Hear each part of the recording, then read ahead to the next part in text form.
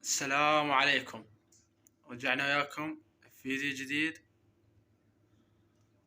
وحزازير والغاز جديدة. طبعا اول شيء الصلاة على سيدنا محمد، الصلاة بعشر لمن يصلي على الحبيب محمد، اللهم صل وسلم على سيدنا محمد.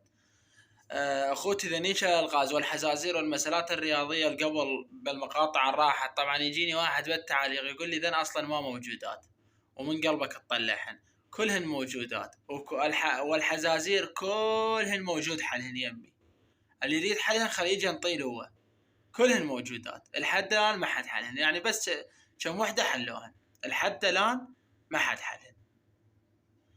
وراح نعطيكم حزورتين اليوم بدال الحزورة.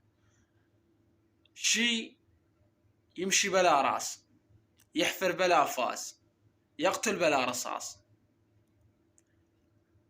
طبعا هذه اتحدى واحد يحلها، اتحدى واحد يحلها. ارجع واعيدها. شي يمشي بلا راس، يحفر بلا فاس، يقتل بلا رصاص.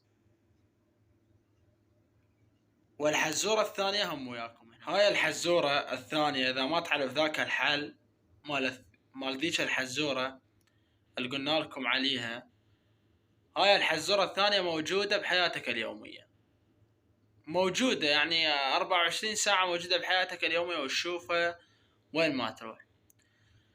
شي